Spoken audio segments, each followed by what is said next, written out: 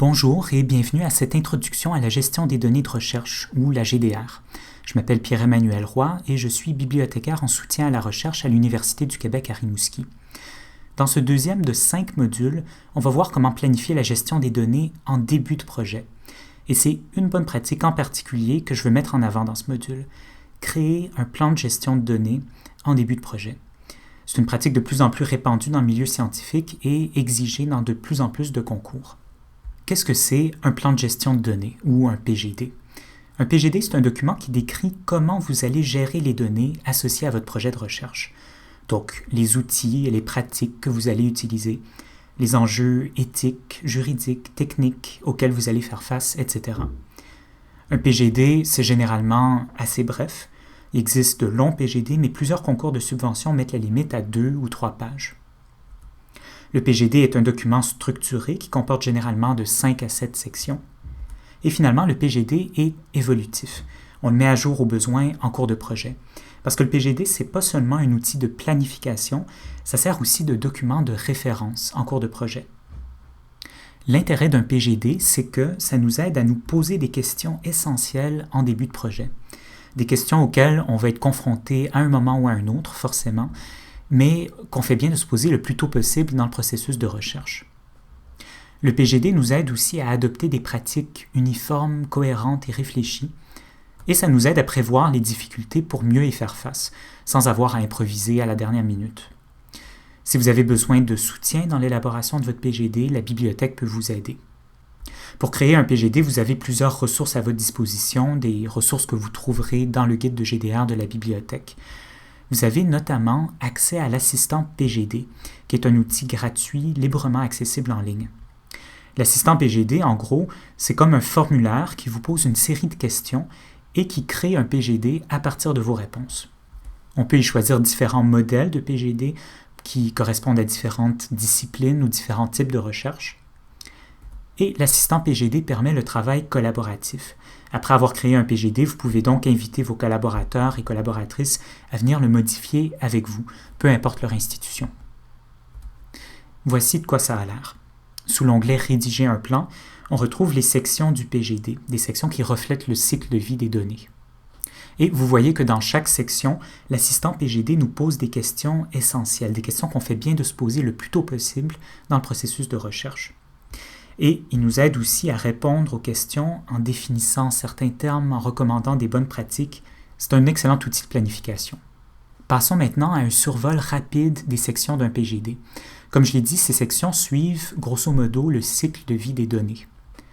Dans la plupart des modèles de PGD canadiens, on a d'abord une section sur la collecte de données. Cette section nous donne l'occasion de réfléchir par exemple au type de données qu'on va recueillir ou générer, des données stratigraphiques, des réponses à un sondage, des enregistrements audio d'entrevues, des extraits d'œuvres littéraires, etc. Dans cette section, on peut aussi définir une convention de nommage pour nos fichiers de données. Des fichiers qui sont nommés de façon cohérente et selon certaines bonnes pratiques, c'est bien sûr plus facile à repérer. Ensuite, on a généralement une section sur la documentation. Ici, on réfléchit à la documentation qu'on va joindre à nos données pour les contextualiser. Parce que des données toutes seules, sans documentation, c'est souvent difficile, voire impossible à interpréter correctement. Dans un prochain module, on va revenir sur la question de la documentation. On a ensuite une section sur le stockage et la sauvegarde des données en cours de projet. C'est l'occasion de réfléchir, entre autres, à l'espace de stockage dont on aura besoin et aux mesures de protection, par exemple, qu'on devra appliquer à nos données en cours de projet. Dans la section « Conservation et partage », on indique, par exemple, si ce sera possible pour nous de publier nos données à la fin du projet, et si oui, sous quelle forme et selon quelle modalité. On a ensuite une section sur les responsabilités et les ressources, où on peut indiquer, par exemple, qui dans l'équipe sera responsable de contrôler l'accès aux données en cours de projet. Et finalement, on a généralement une section sur la conformité aux lois et à l'éthique.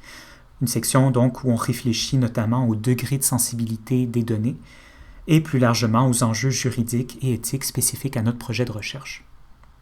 Pour finir, je veux souligner 2 questions qui sont fondamentales dans la création de votre PGD. La première, travaillez-vous avec des données sensibles? Les données sensibles, ça peut être des données sur une espèce animale menacée, par exemple, qui poserait un risque si elles étaient divulguées. Les données sensibles, ça peut aussi bien sûr être des renseignements personnels. Selon la loi sur l'accès, un renseignement personnel est sensible lorsqu'il suscite un haut degré d'attente raisonnable en matière de vie privée. Si vous travaillez avec des données sensibles, ça a bien sûr des implications pour l'ensemble de votre projet de recherche et pour vos pratiques de gestion de données. Ça va déterminer le mode de stockage des données, la question du partage de données, etc. Je vous invite à consulter le guide de protection des renseignements personnels en recherche dans le portail de l'UQAR. Ce guide, qui a été créé par le secrétariat général, vous donne des points de repère pour gérer vos données dans le respect des exigences légales.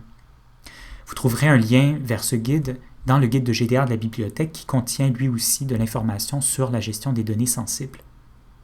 Et pour finir, une deuxième question fondamentale. Travaillez-vous avec des données autochtones? Autrement dit, des données liées à des individus, à des communautés ou encore à des territoires autochtones. Si oui, c'est important d'impliquer vos collaborateurs et collaboratrices autochtones dans la création de votre plan de gestion de données. La gestion des données autochtones, ça suit des principes particuliers.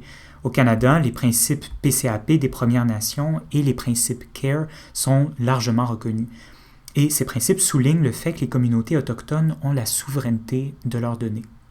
Les principes CARE, par exemple, ont été publiés en 2019 par la Global Indigenous Data Alliance. Et leur objectif est de favoriser la gestion éthique des données autochtones. Qu'est-ce que ça veut dire concrètement? Eh bien, d'abord, que les données doivent bénéficier aux communautés autochtones concernées. Autrement dit, les choix qui sont faits par rapport aux données, quelles données collecter, comment les collecter, sous quel angle les analyser, si on les partage ou non, etc. Tous ces choix devraient impliquer les communautés concernées et favoriser leur développement selon leurs priorités. Ensuite, le contrôle des communautés sur leurs données doit être reconnu et renforcé. On reconnaît par exemple le droit des communautés de créer leurs propres règles ou protocoles pour la gestion de leurs données. Ensuite, les chercheurs doivent rendre compte de leurs efforts pour soutenir les communautés autochtones, leurs droits, leurs intérêts, leur implication dans le projet, etc. Et enfin, durant tout le projet de recherche, les droits et le bien-être des communautés autochtones sont primordiaux. Ces principes devraient se refléter dans vos pratiques de gestion de données tout au long de votre projet de recherche. Et c'est pourquoi c'est important d'y penser dès le début du projet, dès la création de votre PGD. Dans le guide de GDR de la bibliothèque, section Planifier, vous trouverez plus d'informations, notamment sur les plans de gestion de données, les données sensibles et les données autochtones. Et vous pouvez consulter la section Besoin d'aide dans le guide si jamais vous avez des questions. Vous trouverez un lien dans la description de cette vidéo. Et on se retrouve dans le prochain module pour parler du stockage et de l'organisation des données.